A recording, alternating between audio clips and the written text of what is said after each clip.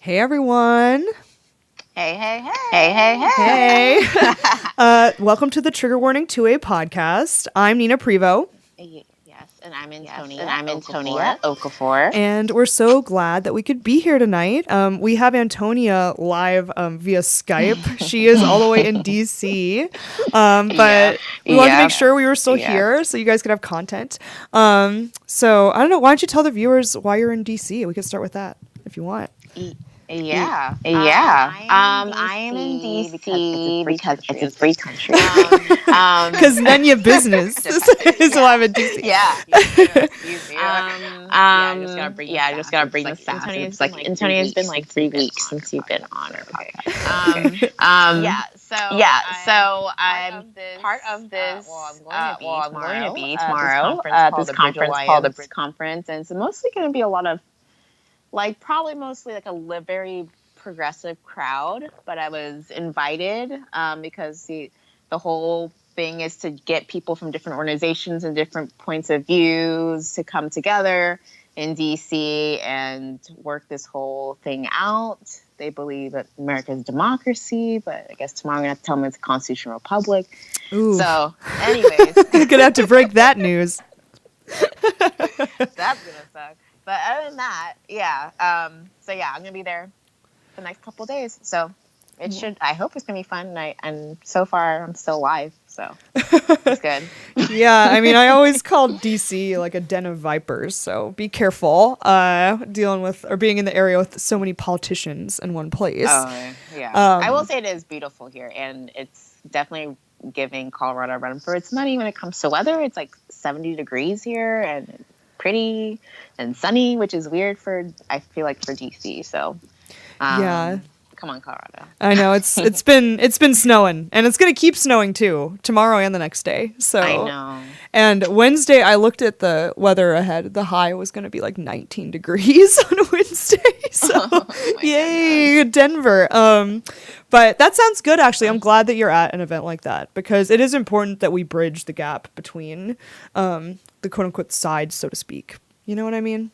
Especially on issues that really should matter to all Americans, like the Second Amendment. So, yeah, absolutely. Especially, actually, I just thought about, we were talking about topics, thinking about, I don't know if you're even following the World Series at all, because it reminded me of when you said unifying America with did you hear about the whole booing thing? No. That happened? What happened at the World Series? I didn't hear about this. Was it yesterday or the day before? It might have been yesterday. I think it was yesterday. So apparently it's tradition for the president to come to the fifth game of the World Series, and so he went to it because it's the Nationals versus the Astros. Go Astros! Yeah. But so it was in DC yesterday, and so Trump was there, and so they were all the national fans were all chanting "Lock him up" and booing him and all this stuff. Yeah. Whoa. Yeah. They were chanting "Lock him up." Lock him up. Yeah. Whoa, that's pretty intense. Yeah, it was crazy. Because doesn't the president usually pitch a ball or something too? Is that something else that they do? I thought I saw George Bush pitch a ball at a World Series one time, but I think they did, but I don't know. I don't think Trump did though. Yeah, but maybe I'm wrong. Getting booed. Lock him up. Ooh, that's really.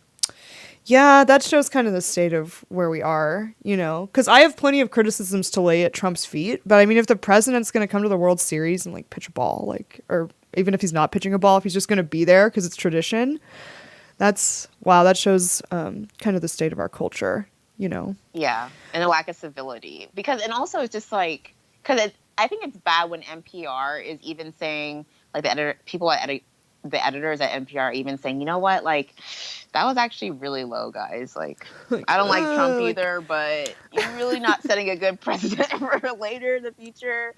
So it was okay, yeah. And this is stuff, I mean, looking at Twitter is probably the second swamp. DC is the first swamp, and then Twitter's the second swamp.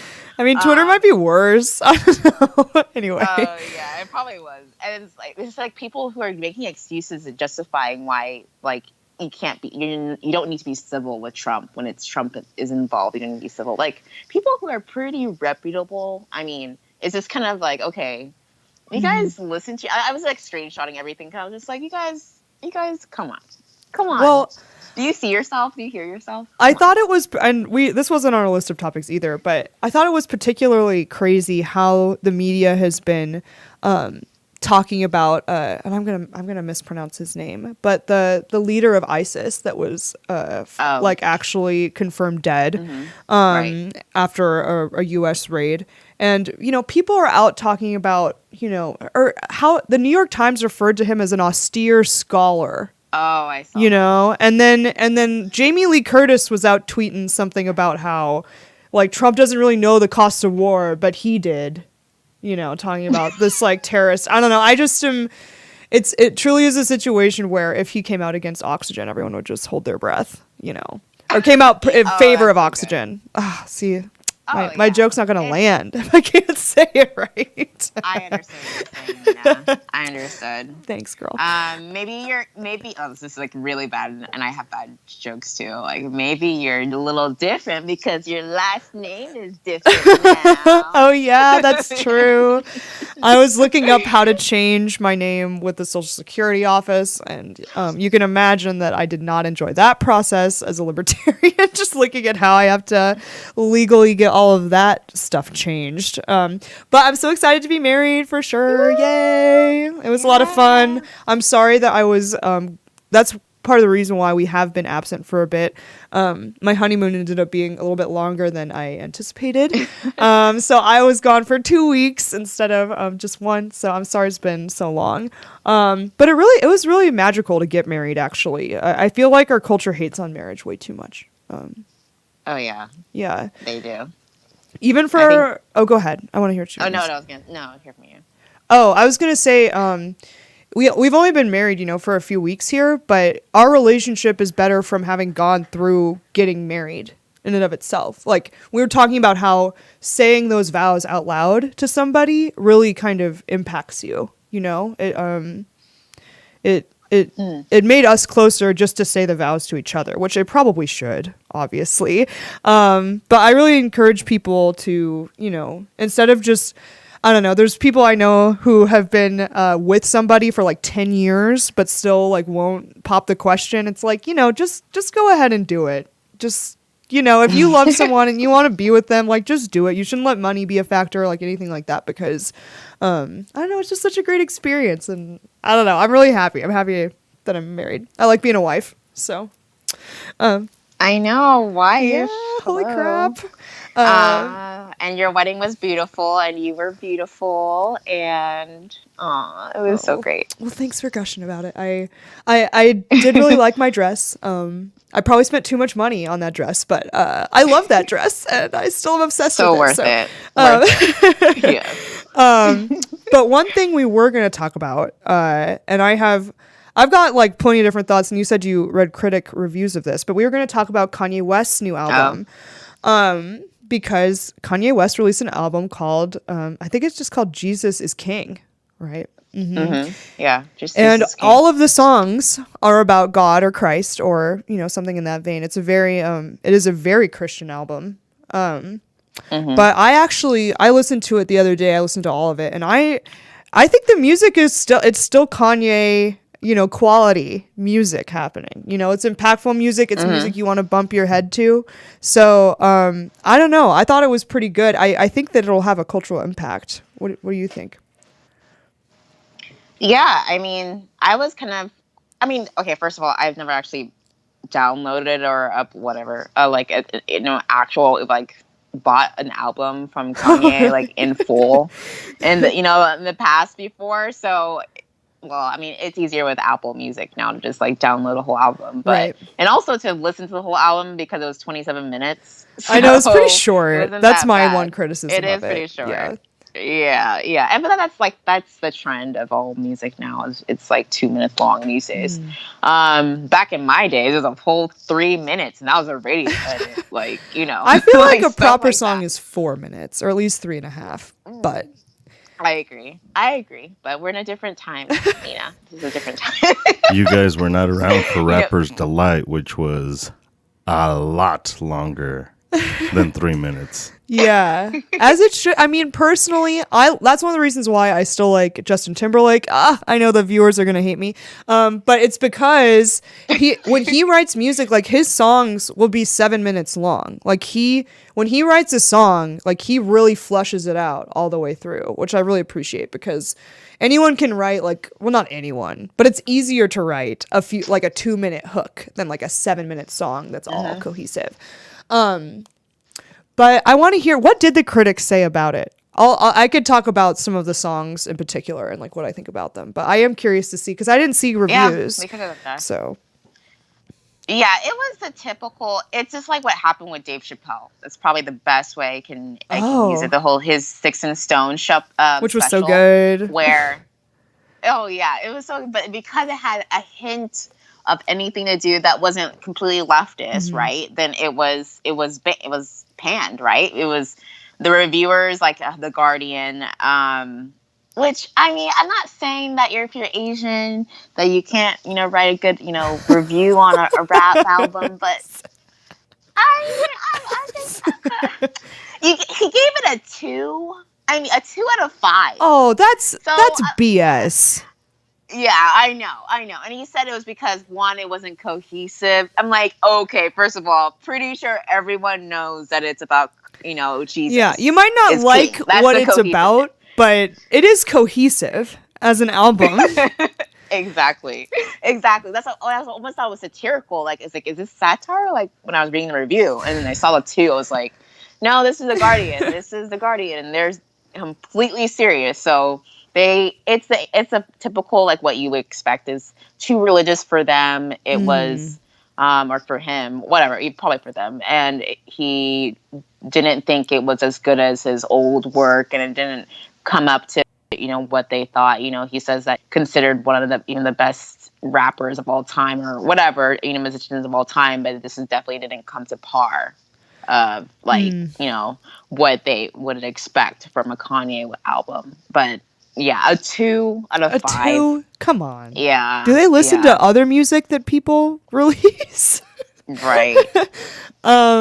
Yeah, I mean, I guess I wouldn't expect much different from The Guardian. They probably were trying to figure out a way, because they can't just come out and praise like what is obviously a Christian album and what is obviously an album that like Kanye has been like recently, it seems like, very touched by Christ and has been and like had the, creative spark to write this based on, his own spiritual experience that I think he's going through.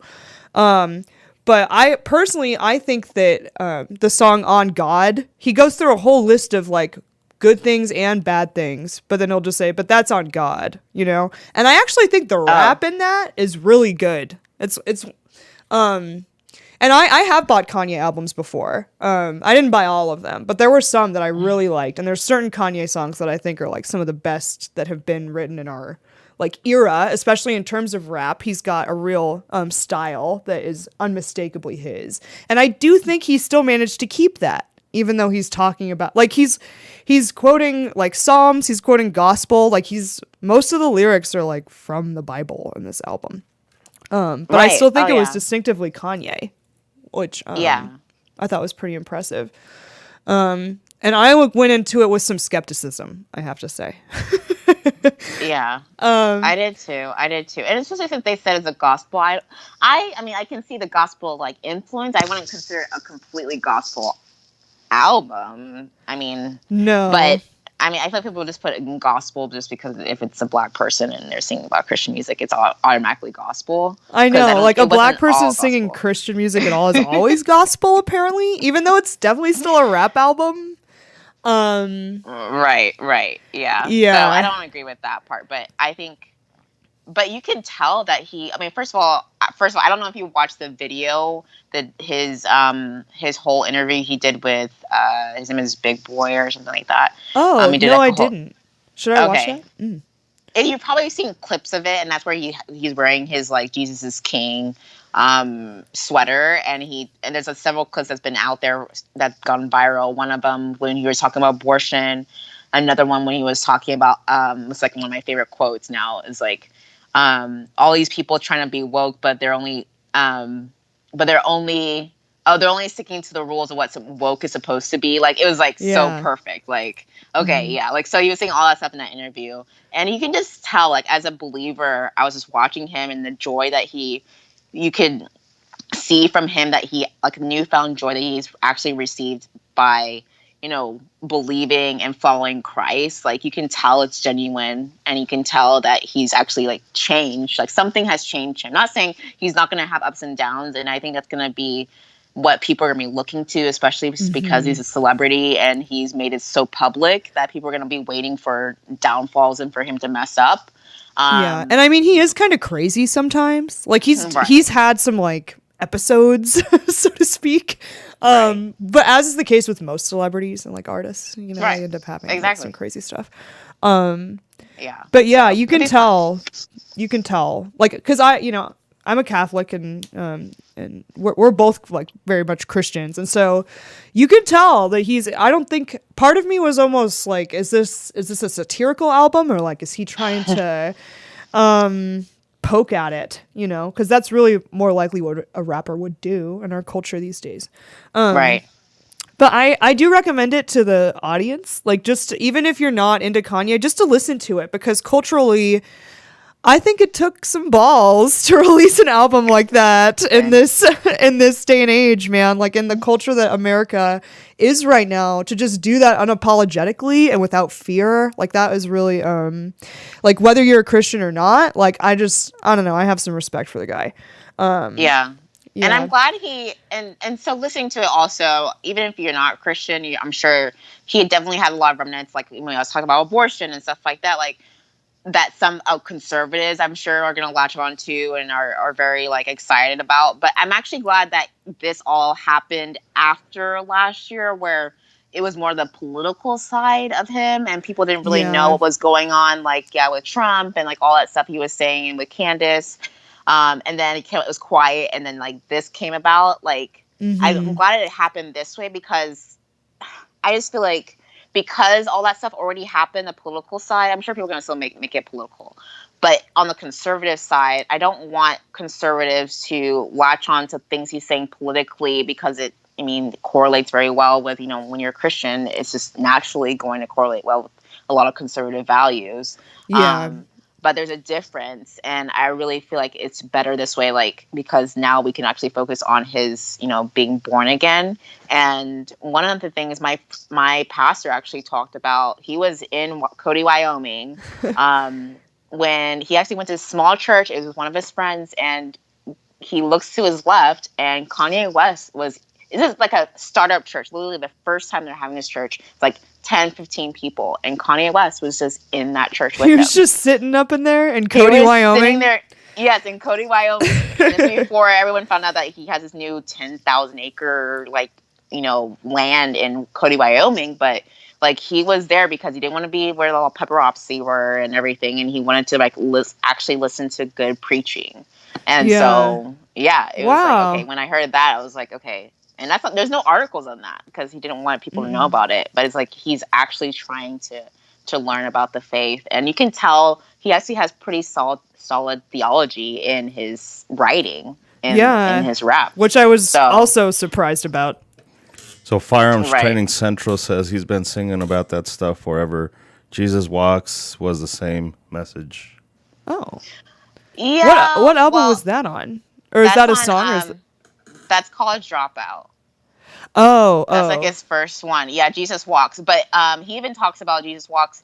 If you listen to, he changed different lyrics where it's like, we're not trying to convert atheists to something like that, to Christians or whatever. And he says in that interview that I was talking about earlier that now it's like offbeat, but he raps it to change it. Like, we are trying to convert atheists to, understand the truth type of thing. Like, he changes that whole lyric. So, like, before in Jesus Walks, you can listen to the rap lyrics of him, like, obviously he is trying to make sense of what it means to be a Christian, like, what that whole thing's about. But this is actually showing, like, he's a changed man. He's decided that he's going to be born again and that he's going to follow the faith. Yeah, so, and he refers to himself as like part of Christ's army. He views himself as like a soldier almost. Right. Right. It's I don't know. I was listening to it on the way over here again on YouTube. Like it's interesting stuff. It's Kanye. I'm also curious because I saw an article, like The Hill did a poll where it was about, just generally approval for Donald Trump. And he has like the highest approval rating among like black young men or like black men under 40, like ever for a Republican. And it was something in like between 35 and 42, like that age demographic. He had like a 42% approval rating.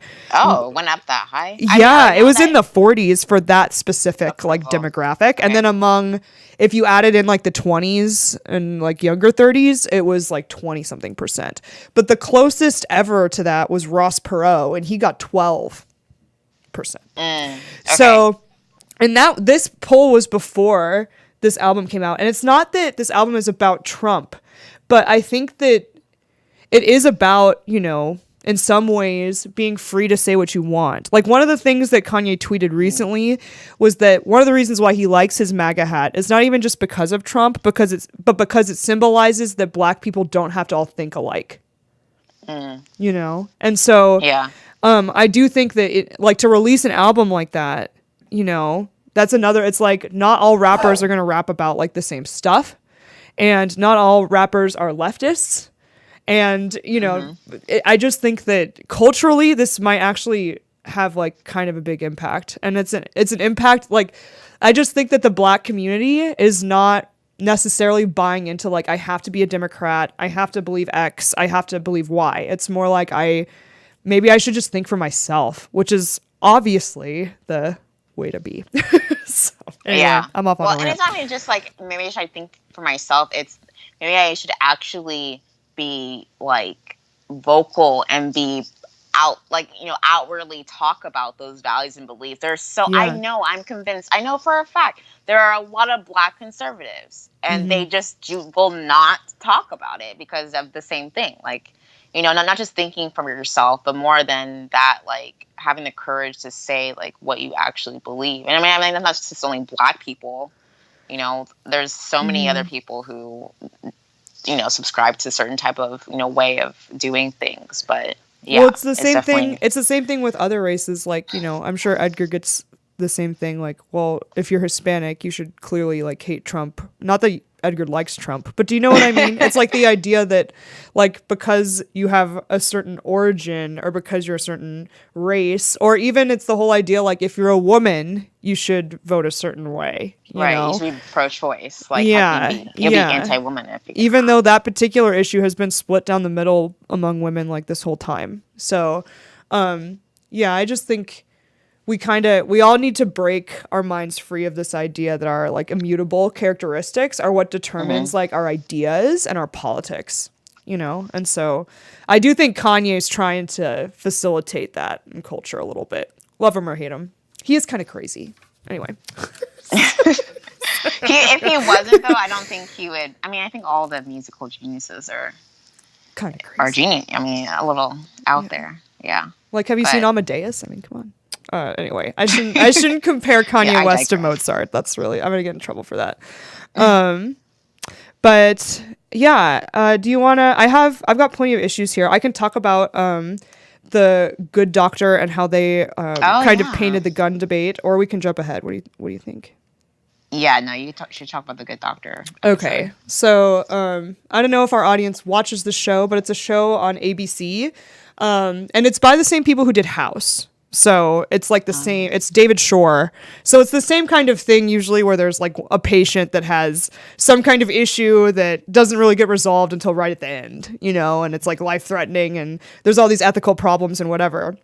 But they've been lightly talking on the gun issue. Like they've been making cultural commentary the whole time, and a lot of it has leaned left. Like a lot of it has been kind of pro SJW stuff.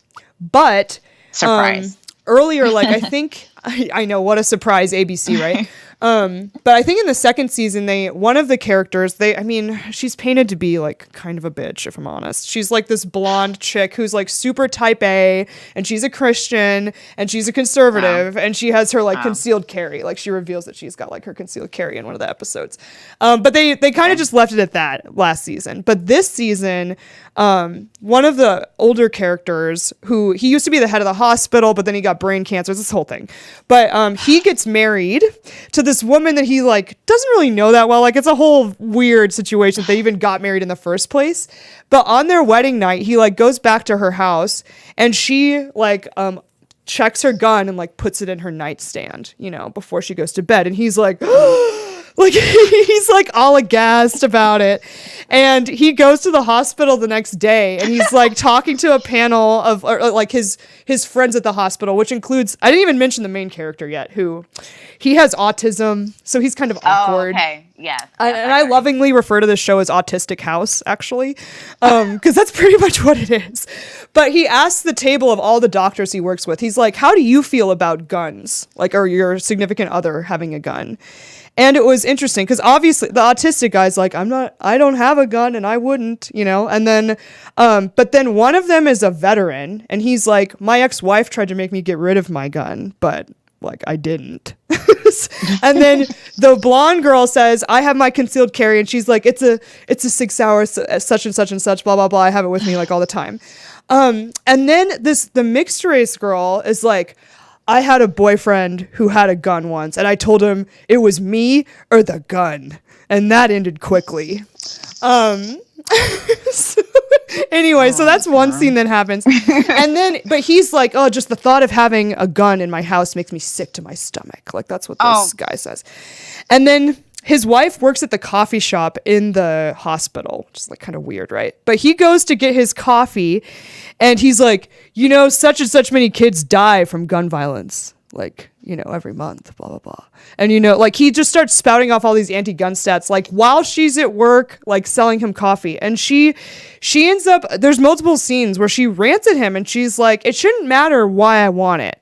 Like, I want to have the gun. Like, even if I want it for my protection, if I want it because I like to go hunting, if I like it just because I want to go shooting sometimes, it shouldn't matter. Like, I want to have the gun and I'm a grown woman and I can have it. Yeah, like she really kind of puts him in his place. And what's sad is that what actually convinces the guy to be accepting of it is the autistic doctor basically saying, like, does she let you touch her breasts? And he's like, yes. And he's like, well, that's all that should matter. I'm sorry. That's an actual quote from the show. But he goes home and he's like, you know, it's okay. Like, I'll make peace with it. But it's one of those times where I was kind of surprised that ABC was willing to portray it even that positively, you know, especially because like one of the characters, you know, was disgusted when she found out about the blonde girl's concealed carry. And then she made that comment about like, it was either me or the gun. It's just so crazy.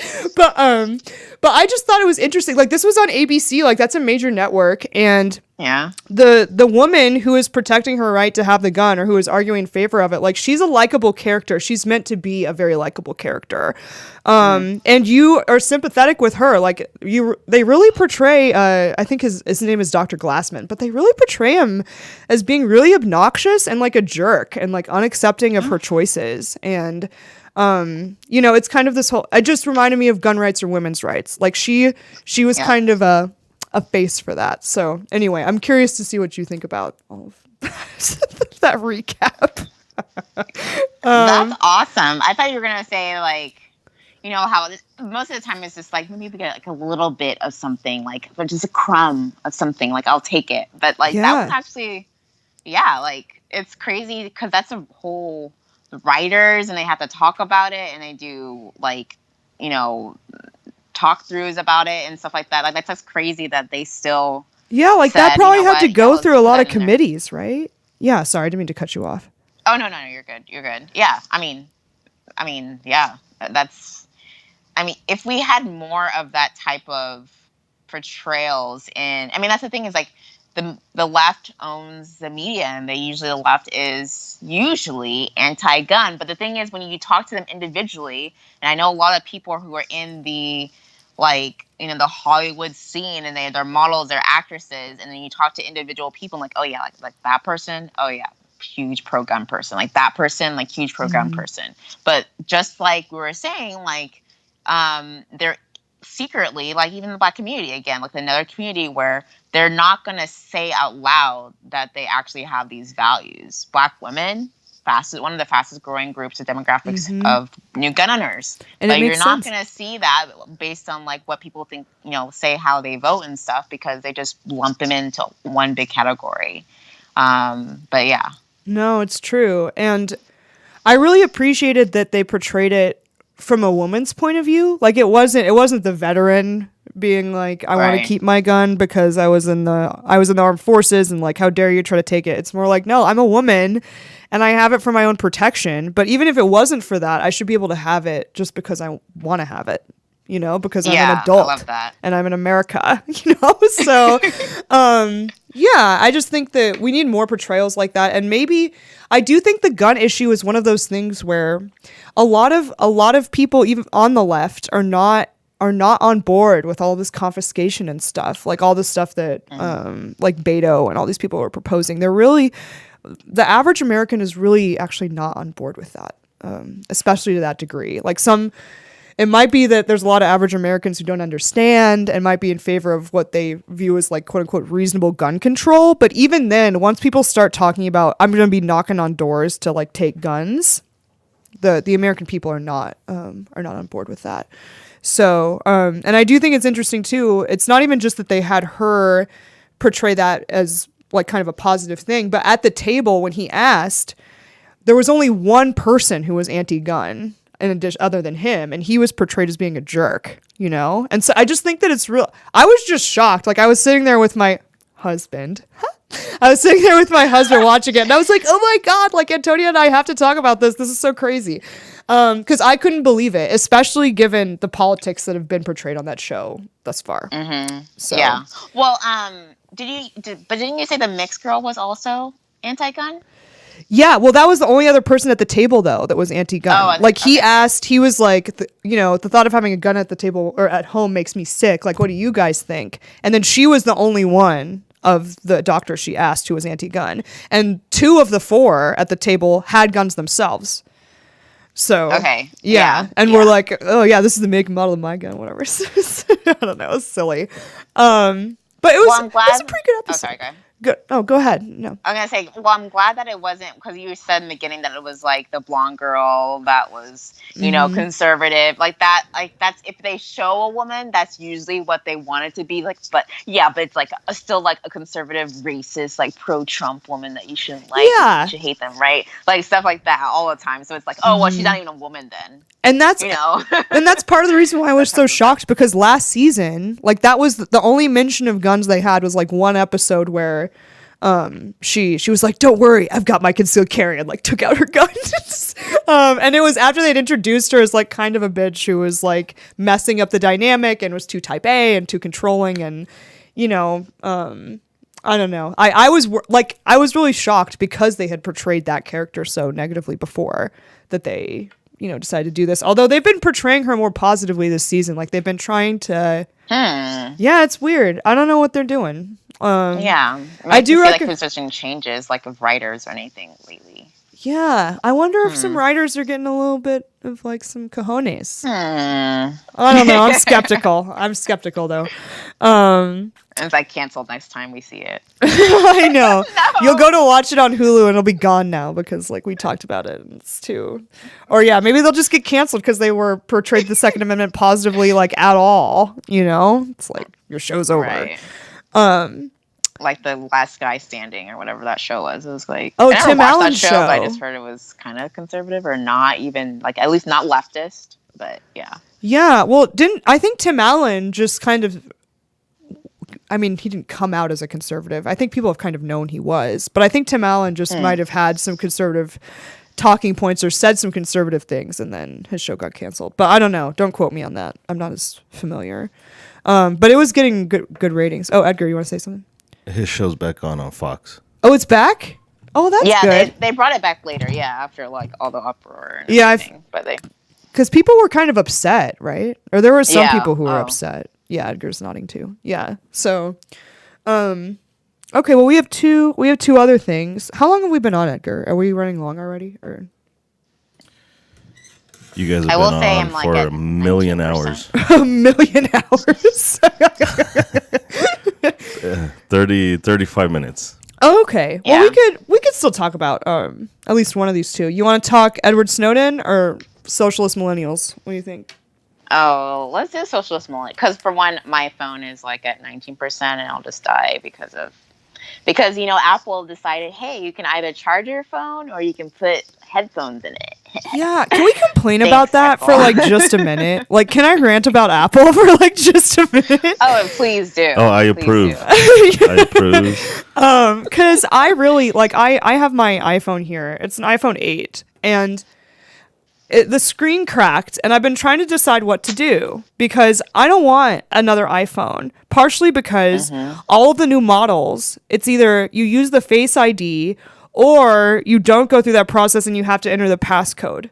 But I don't really want to do the Face ID because there's certain laws where, like, I don't know if it was a Supreme Court case or a lower court one, but there's a law where it's like a cop can force you to unlock your phone with Face ID, but they can't force you to enter your passcode. What? Yeah. Like That's they've made crazy. a distinction between these two things because like your face isn't public information, but your your face isn't private information, but your password is. That's crazy. Right. So it's like, so as a libertarian, I don't want to do that. And I don't want to buy a super expensive phone that's actually going to be a downgrade in technology because I actually like that this is protected by my fingerprint. Like, I like that function. I like that it has a home button. But in addition to that, this is an 8. My iPhone 5S was far superior to this phone. This phone has so many problems. And this is multiple generations of releases ahead. And it's so expensive, man. Anyway, sorry. If anyone has recommendations for what phone I should get instead of another iPhone, then you can put it in the chat because I'm shopping for it. And I don't want to give Apple more money. Like, I don't. Especially, Have you had an Android phone before? I have like a long time ago, but what gets me is I do like the like text situation, how it's like iMessages are all like free. Like I have unlimited text, like who cares? But do you know what I'm saying? That there's something nice about having the blue like chat bubbles. Edgar's laughing too. But it's like a status thing. I'm willing to admit there's like a weird status thing about it. So on Android, you can get themes. I can theme it to look like that. Correct. Problem solved. Thanks, Edgar. But really, I don't want to buy another Apple phone. So if there are suggestions, like if Samsung is better, like the Pixel, like I don't know, but I don't want to buy another iPhone. So, and I don't want Face ID. And I wanted our viewers to know about this rule between the difference between unlocking with Face ID and unlocking with your passcode. Huge. Yeah, it's kind of a big deal. So I can't even see that. I can't fathom, because you said, okay, I'm going to say I can't fathom the reasoning, but you already said that your face is public. Yeah. It's not private versus, but would your fingerprint be that, or is it, I mean, that's the reason why a lot of cops, like, that's why, like, when people say, like, you shouldn't try and, like, do fingerprinting because then they have your information, right? And then it's no longer private. Oh, but even then, I actually don't know the rule on the fingerprint thing. But my guess would be that your fingerprint is not public the same way your face is, because when you're walking down the street, someone couldn't just observe like your fingerprint that well. Like even me looking at my finger right now, like it takes a decent amount of like focus to even make out like what shape my fingerprint is. You know what I mean? Like it, and it's so specific and unique. I mean, not that your face isn't, but when you're walking around, you're getting, Edgar's handing me things. He's like, hey, get off like this subject. People say it must have gotten appealed. But this is from January. Are you sure this is the most recent one, Edgar? I'll look for another one. We got an email? What? Wait, what was it? Oh, Edgar showed me an article that said that a judge ruled against what I was just talking about. But that was from January. So I'm not sure if the article I saw was more recent than that. No, the article you seen was from October 9th, 2018. Okay. Well, that's good then. I'm glad it got overturned. Good. Okay. People trying to scare me, man, by sending me articles when I talk here's about the this thing, though. information. You're not completely wrong, though, because a cop, all he has to do is point the phone at your face and be like, oh, it was already open. Oh. Without really... I see what you're saying. Yeah, because unless you're wearing a mask, Correct. all the cop has to do is hold it up to you. Correct. Yeah, And no, then I'm just not. be like, oops. Hell no, am I going to have that? I am never going to have facial ID on my phone. And people are like, well, Nina, you've posted selfies online. Like, the government already has a picture of your face. And I'm like, that's true, but I'm not going to have my face be what unlocks my private information. Like, that's kind of a different thing. And I also... Other people were saying, oh, Apple's actually really good with safety and like security. No, I'm like, not. no, I don't trust that at all. And I don't need them having a perfect 10,000 point read of my face. Like, I'm not going to just voluntarily give that to them. Even if they can create something similar from my selfies, they have to work for that. Okay. So anyway, They sorry. need to know if you're really black or white, in real life. Like the people who think you're white, like we're randomly on Twitter. I know. I'll be like, my phone took a 10,000 point metric of my face and can verify that I'm half black. Same thing with the 23andMe. Like I'm still like, I trust what my parents say that they're from Nigeria, so don't really need to know. Yeah. So oh now yeah. on, I I'll will just keep never. documents. I will never do that Ancestry.com or 23andMe thing and like just give a vial of my DNA to Ancestry.com. Like that's not gonna happen. Especially both of my parents did it, so I have a pretty good idea of what my mix is. It's I don't think I over, have to give my DNA over. Yeah, and my sister did too. So it's like, yeah, I think that's probably enough. They probably have enough DNA from my Yeah, family. I'm gonna say even for you though. So now it's over. It's over They could now. probably just compile it something. I don't know. Isn't that how it works? Like it would be like, yeah, let's just like form some type of Nina. I don't know. And I'm going off. The I rails. mean, they tired, probably guys. could manufacture it somehow. They probably. I mean, your trash is technically like abandoned property, so they could probably get something from my like Starbucks cup. Like if someone was really trying to get my DNA, they could figure out a way to do it. But again, I'm not just gonna voluntarily hand over a vial of it to Ancestry.com when I know that maybe they're not like in cahoots with the government, but they've got plenty of relations with the government. You know. Well, I mean, I don't know how that whole thing actually worked out, but they found the serial killer from 23andMe. Do you remember that? I didn't hear about this. Oh, like it wasn't. Was it like California or Oregon? Because he had done his DNA like to get the 23andMe test done, and then they matched it. Yeah. See? Oh, you didn't know that? Yeah. I mean, a serial killer should get caught, for the record. Okay, yes. I do want that to happen, but they shouldn't be cross-referencing. They shouldn't be using DNA like that. You know, like you're just creating a database of DNA that the police can use against you in the future. Oh, DNA from genealogy site used to catch suspected Golden State Killer. Mm-hmm. There you go. So not just any serial killer, it was the Golden State Killer. State Killer. I'm glad that guy was caught. I want to make that clear. But they shouldn't have done that. Good police would have been able to get that guy without having to use DNA from a site like that. Well, that reminds me of like when Edward Snowden finally segue into that. Mm-hmm. When he first came out with all this stuff and people were like, and I will say I was super status-y back then too. I remember saying the same thing, listening to NPR in college and saying, well, I don't care if the government listens to my conversations because I'm not doing anything wrong. So it doesn't matter. My head, girl. Guys, remember this is college. Yeah. And, you know, I'm not the same status that I was back then. So clearly but not. yeah, that's reminds me of the same thing because like, well, I'm not a serial killer, so I'm not doing anything wrong. I don't care if they have my DNA Like, yeah. Well, it's like, You know, I'm not it's the doing same type of anything thinking. wrong until they make certain speech illegal, right? You know, I'm not Yes. doing anything wrong until like possessing my revolver is illegal. You know, it's just like, and it would be so easy. Like, okay, one of our topics we're going to talk about is Edward Snowden, as most of you guys probably know, was on Joe Rogan's podcast, which was pretty cool. I didn't watch the whole thing yet, but I got almost 2 hours in. I was probably like an hour and 45 minutes in. But it would be so easy. Like, the government just has been collecting information from all of us for so long that, and what's that statistic? It's like every American commits a certain amount of federal felonies, like every day, yeah, 3 a day. felonies a day. So it's like, and we don't, and ignorance of the law is no excuse. Something I learned in law school. And that's true just generally, for citizens. It's not for police officers for some reason, but for citizens, ignorance of the law is no excuse.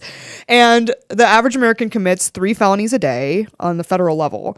So it's just one of those things where, you know, you have to be worried about the surveillance, even if you think that you're not doing anything wrong, because all of us think we're not doing anything wrong, but so much stuff is illegal that if the government's trying to get you, they could pin you for something, you know? Yep. And they've been doing this for a long time. Like, all of these revelations came out under Obama, but this was all happening under Bush and stuff. It's been going on forever and ever. Edgar is... Well, one of the things we talked about, Isaac brought this up in our podcast about how easy it is for these companies to basically at some point create that social credit score for you. Yeah, Oh, yeah. ooh, China. Chinese thing, yeah. Yeah.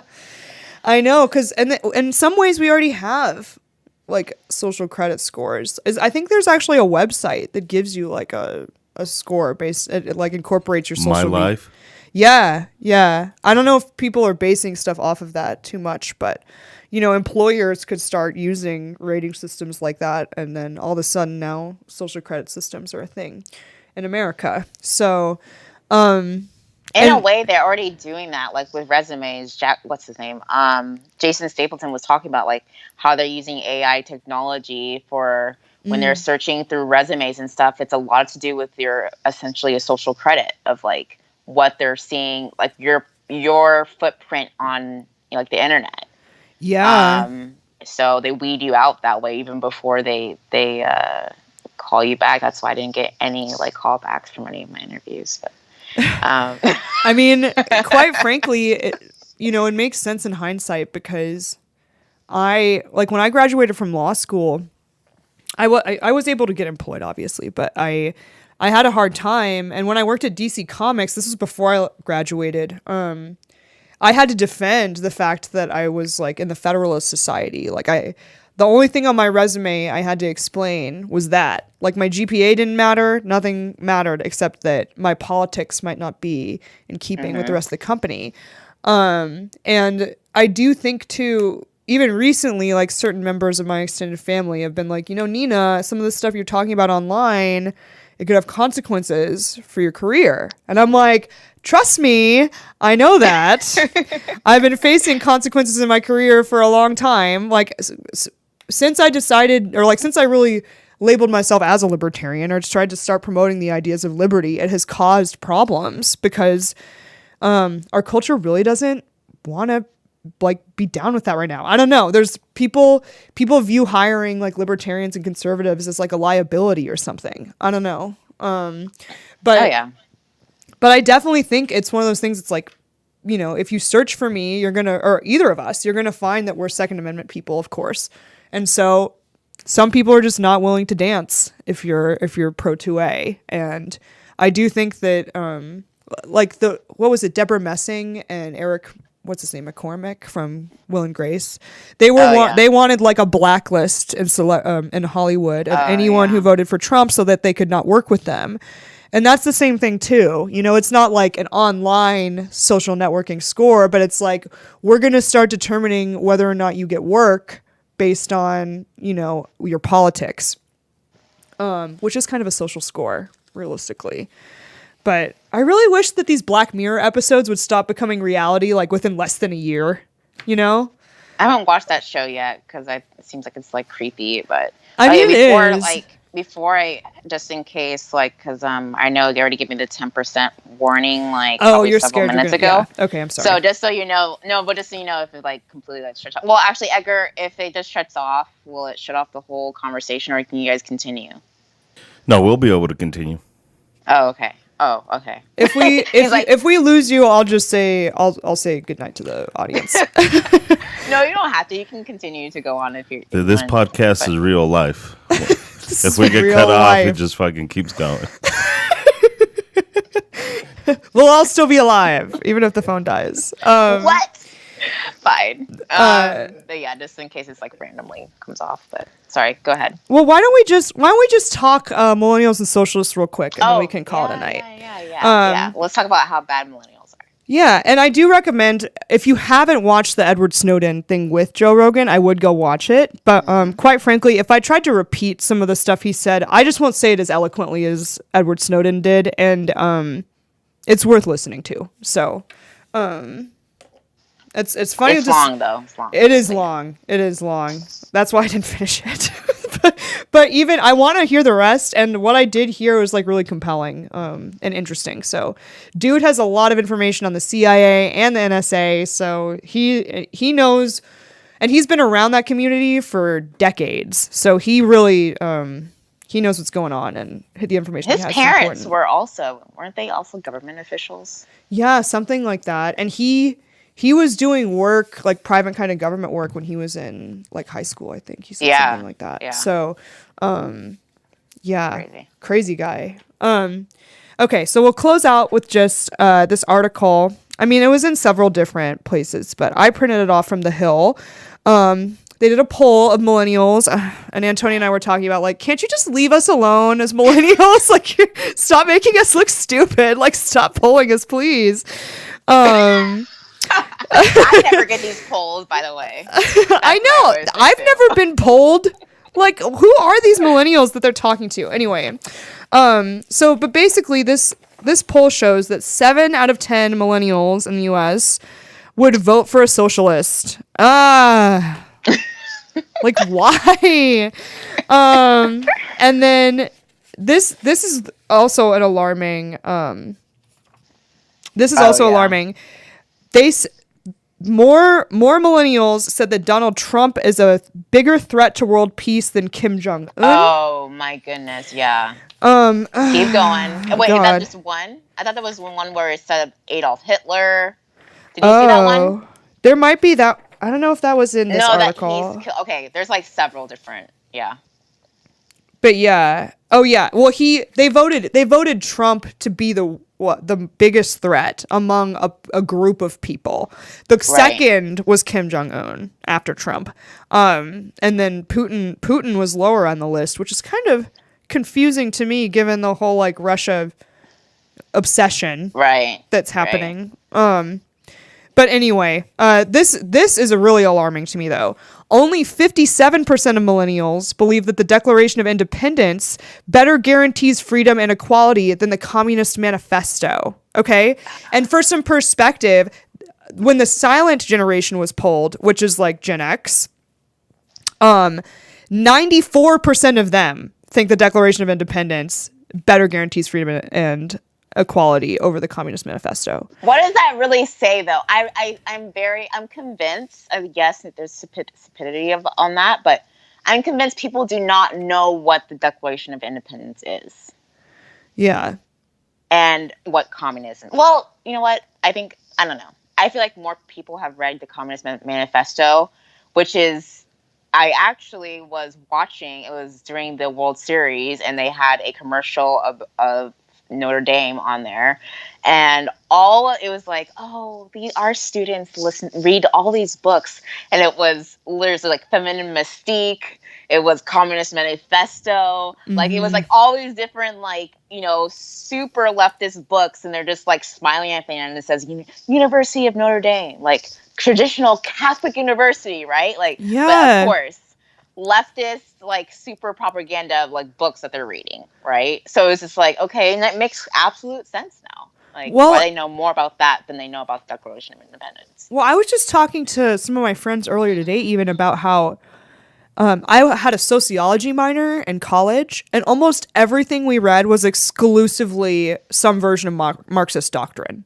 Like, we didn't read John Stuart Mill. That was not part of the sociological classics, you know? We didn't read any of that. What we read was Marx and Engels and Weber. Right? And all those dudes are commies, okay? all of them are Marxists, really. And quite frankly, for me reading the Declaration of Independence in full was something I did of my own volition. That was never assigned to me in a class, not once. So, I think like the extent I remember of actually learning that was when we had to like recite like the first part of it in like a 3rd grade play. Oh, that's cute. And that's it. You'll be like, that's why Antonio's an American-loving person. No. Remember, I was leftist for a while. Yeah. It was me reading, like, you know, Anthem and Atlas Shrugged and, like, all that stuff that, like, finally got me to I want to read the Declaration of Independence and study the Constitution like I am right now in a program. So it's like, yeah, it's not stuff that we're learning in high school and in most education. Well, I had my little libertarian gene when I was little. I just didn't know what it was. But when I was in 7th grade, we were learning about the Revolutionary War, and I was like, yeah, man. It's like, that's right. Like, America's awesome. I love the Bill of Rights. I love the Constitution. And so I read the Declaration of Independence when I was in 7th grade. It wasn't assigned to me, but I wanted to read it. And it's, I don't know, if you are watching this podcast and you have not read it, do it just once. It's not even that long. It's pretty much just an airing of grievances against the king.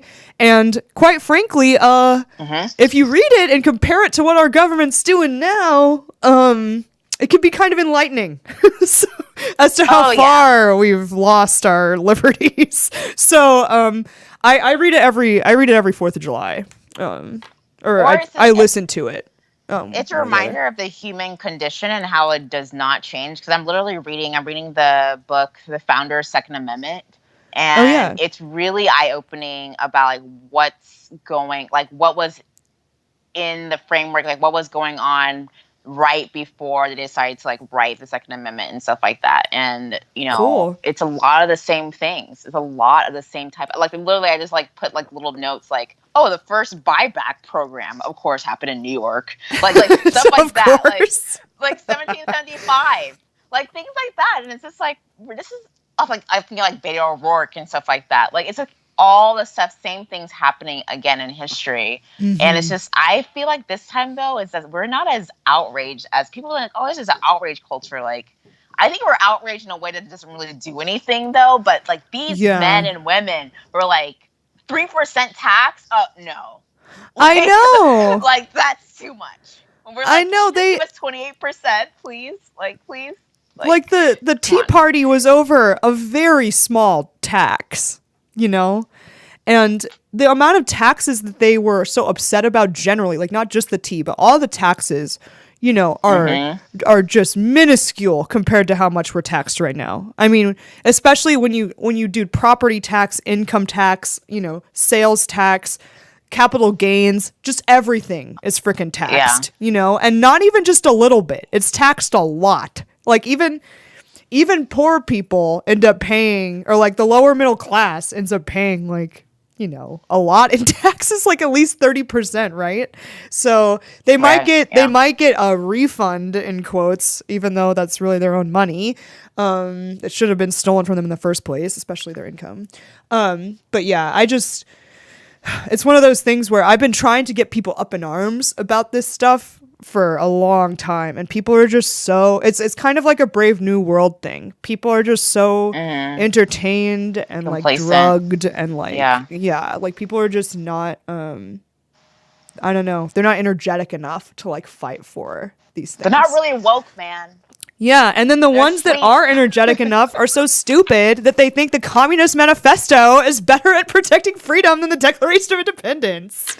So anyway, but I just think that's really alarming. Those of us millennials who aren't stupid really need to be out promoting the ideas of liberty, because communism is so evil and dangerous. Like, we can't let that win in America. Like, we really can't. And I don't know what to do to stop it, but anyway, that's my high horse that I'm standing on today. So, I don't know. Yep. And I'm surprised. I think God will let me stay on this long to talk about freedom and liberty, because I'm surprised that the last 10%. There it is. Oh no. Oh, okay. She come back? No. No, I think that's probably it for Antonia. Well, with that, I will close out the show then, because without my co-pilot, I really should call it a night. But thank you so much to everyone in the chat. It looks like there are probably some recommendations for my new cell phone, so thank you so much. I have heard a lot that the Galaxies are good, so maybe I'll look into that. But really, thank you so much, guys, for tuning in tonight. If you want to support this podcast, you can always become a patron on Patreon. We are Trigger Warning 2A on Patreon, and you can donate there if you like. But really, the best way to support us is to share this podcast to anyone and everyone that you think would like to hear it. We're on Apple. We're in the Apple Store, right? Right, Edgar? Yeah, you guys did get approved. Okay, yeah. So yeah, we're on iTunes, and we're also in the Google Play Store if you want to hear us just an audio version. But also, of course, if you want to share this YouTube video, share it on social media, Facebook, Twitter, all that good stuff. We really appreciate it, because YouTube has not been that friendly to content like ours. Anything gun related, really, YouTube is trying to kind of make sure it doesn't get out. So with your help and with you guys sharing, that's really how we're going to get this message out. And I also want to thank, of course, Edgar and Guns for Everyone for sponsoring this podcast and making this podcast possible. Without Edgar and his support, and without the support of Guns for Everyone, we really couldn't put this show on. We certainly wouldn't have the nice audio and video that you guys get to see on YouTube without them. And if you're in Colorado and you would like to take a concealed carry class, please look into Guns for Everyone, because they provide free concealed carry classes. And that is where I got my concealed carry certification. So thank you, Edgar, for that as well. And again, we're so sorry that we missed a few weeks, but we're glad that you're back. And we will be back next week with another episode of Trigger Warning 2A. Thank you guys so much for listening, and have a good week. Bye, guys.